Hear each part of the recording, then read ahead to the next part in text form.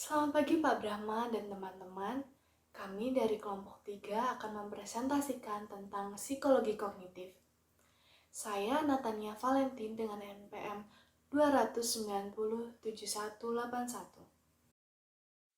Psikologi kognitif adalah kajian studi ilmiah mengenai proses-proses mental atau pikiran, dan juga yang berbicara mengenai bagaimana informasi diperoleh, dipresentasikan, dan juga ditransformasikan sebagai pengetahuan.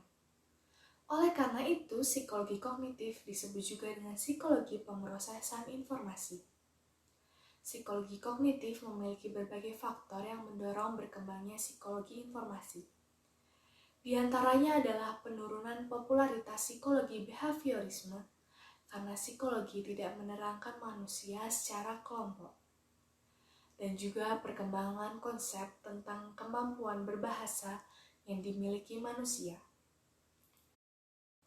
Menurut Piaget, ada beberapa hukum mengenai psikologi kognitif.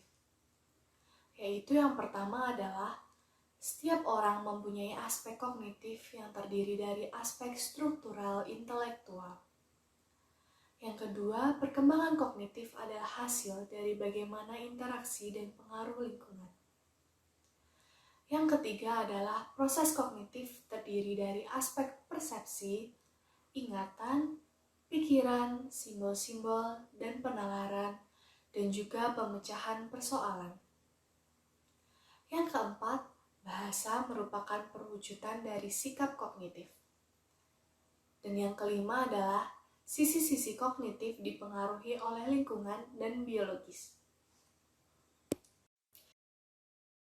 Saya Windy Lengsi Sinaga dengan NPM 2907381 akan melanjutkan pada bagian aspek dan sistem.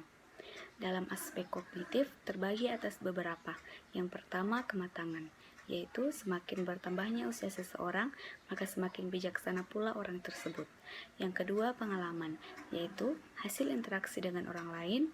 Yang ketiga, transmisi sosial, yaitu hubungan sosial dan komunikasi. Yang keempat, ekuilibrasi, yaitu perpaduan pengalaman dengan proses transmisi sosial. Ada dua sistem yang mengatur kognitif. Yang pertama, yaitu skema, yaitu sistem yang terpadu dan tergabung. Yang kedua, adaptasi, terdiri dari asimilasi dan akomodasi.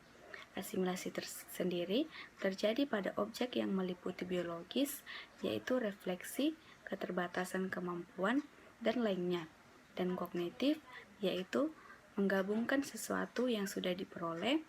Yang akomodasi sendiri terjadi pada subjek yang mengandung perkembangan pendekatan pemrosesan informasi. Pendekatan ini berasal dari ilmu komunikasi dan komputer. Kita masuk ke materi selanjutnya, yakni mengenai konsep-konsep dasar kognitif berkaitan dengan informasi. Namun sebelum kita mulai, izinkan saya untuk memperkenalkan diri terlebih dahulu. Saya Josephine Olivia dengan NPM 200907200, dan pada kali ini saya akan menjelaskan sedikit mengenai apa yang dimaksud dengan konsep-konsep dasar kognitif berkaitan dengan informasi. Konsep ini terbagi menjadi dua bagian, yakni yang pertama adalah kognisi dan yang kedua adalah pendekatan kognitif. Dan saya akan membahas mengenai bagian pertama, yaitu mengenai kognisi.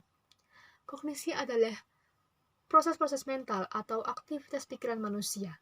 Sebagai contoh, yang pertama adalah proses persepsi, di mana gambarannya sebagai berikut. Dalam sebuah perusahaan yang baru, ditentukan bahwa sistem gaji yang diberikan oleh karyawannya adalah sama dan setara, di mana apapun tingkatannya, bagaimanapun kinerjanya, gaji yang diterima oleh setiap karyawannya akan sama dan setara dengan yang lainnya.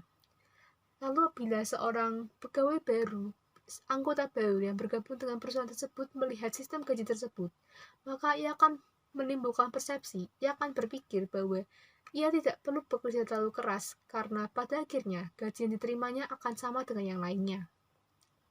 Lalu yang kedua adalah ingatan, di mana ingatan berbicara mengenai kemampuan manusia mengingat lebih besar daripada mendengar. Dengan membaca, dengan mengingat, kita bisa memahami maksud yang disampaikan dan menyimpannya dalam otak kita. kita dapat menangkap informasi yang kita baca dan juga mengingatnya sehingga kita tidak akan melupakannya. Selanjutnya adalah bahasa. Jika bahasa yang digunakan lawan bicara dengan kita adalah sama, maka informasi yang disampaikan lawan bicara kita akan kita terima dengan baik dan dengan maksimal. Kita akan memahami maksud dan tujuan yang disampaikan oleh lawan bicara kita, sehingga informasi-informasi yang kita tangkap dapat kita ingat secara detail dan juga kita akan memahami maksud yang disampaikan oleh lawan bicara kita. Lalu ada penalaran. Hal ini berhubungan baik dengan cara berpikir, kritis dan juga analitis. Seseorang yang memiliki penalaran yang baik, maka ia akan mampu memperoleh informasi yang berkaitan dengan masalah tersebut, dan ia akan mampu berpikir kritis, serta memikirkan solusi, jalan keluar, ataupun kemungkinan terburuk dari masalah yang sedang dihadapinya saat itu. Dan yang terakhir adalah persoalan, di mana sikap dan solusi bisa mencerminkan masalah yang sedang dihadapi. Namun sikap dan perilaku, bila digabungkan dengan informasi yang ada, maka hal itu akan menciptakan informasi yang baru. Demikian yang bisa saya sampaikan mengenai kognisi, dan kita akan beralih ke bagian kedua, yakni pendekatan kognitif. Baik, akan saya lanjutkan. Namun sebelum itu, perkenalkan, nama saya Rosalia Triwalandari dengan NPM 2907178. Sebelumnya dipaparkan bahwa konsep dasar kognitif berdasarkan informasi terdapat dua konsep dasar. Konsep yang kedua akan saya jelaskan, yaitu pendekatan kognisi. Pendekatan kognisi merupakan suatu pendekatan yang dapat dipandang sebagai cara tertentu di dalam fenomena psikologi manusia, dan juga menekankan pada peran-peran persepsi, pengetahuan, ingatan, dan proses berpikir bagi perilaku manusia. Terdapat 3 contoh dari pendekatan kognisi, yaitu yang pertama, ada peran persepsi, yaitu orang yang mempunyai pemikiran bahwa kegagalan merupakan awal dari kesuksesan yang mereka punya. Maka ia akan selalu berusaha mencoba terus, walaupun ia tidak tahu kapan akan berhasil dan sukses terhadap usahanya. Karena menurutnya, semakin banyak ia mencoba dan berlatih, maka semakin ia akan menemukan jalan keluar untuk menuju pada kesuksesannya dan harapan yang ia miliki. Hal ini menjadikan ia sebagai salah satu pribadi yang sabar dan ulet akan pekerjaan yang dimilikinya nanti. Yang kedua, ada pengetahuan, yaitu semakin banyaknya pengetahuan yang dimiliki oleh seseorang, maka ia akan cepat mengerti dan paham bagaimana cara menjelaskan ataupun memahami informasi yang didapat dengan cepat, tepat, murah, dan efisien, baik untuk pengertiannya secara pribadi ataupun untuk dibagikan kepada orang lain atau khayalak umum. Lalu yang terakhir, ada proses berpikir, yaitu bagaimana pengaruh lingkungan dan pendidikan pastinya akan mempengaruhi suatu proses dan pola berpikir kita. Seseorang akan selalu mencari suatu informasi dengan cara yang berbasis teknologi, yang dimana akan lebih cepat, praktis, bahkan berkualitas. Hal itu disebabkan karena mereka telah dibentuk menjadi pribadi yang modern untuk menggunakan teknologi dan bisa berpikir dengan cepat. Karena teknologi sekarang sudah sangat canggih dan sudah bisa dimanfaatkan untuk berbagai macam hal.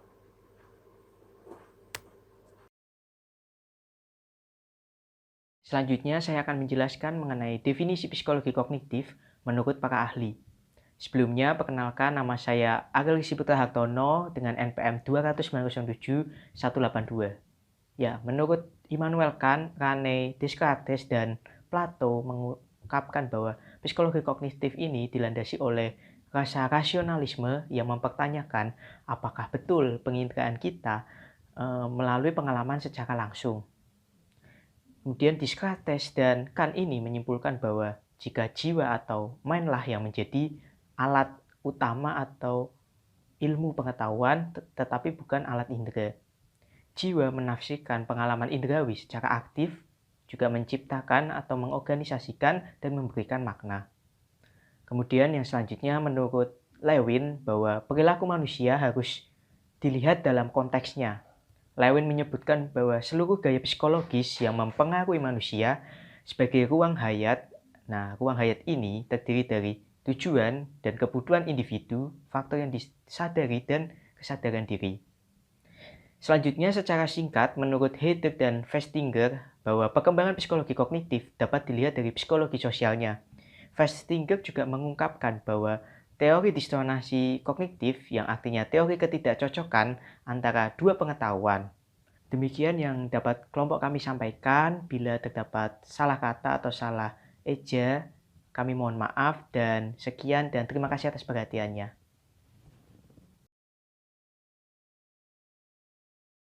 Contoh dari kognitif atau pengetahuan ini adalah, misalnya saya tahu bahwa merokok dapat menimbulkan inspirasi bagi saya.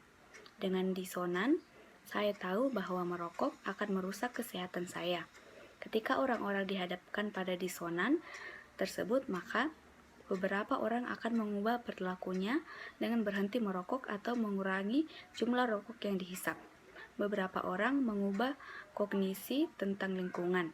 Contohnya, mengatakan bahwa jika menjadi perokok yang berat akan membahayakan diri dan lingkungan.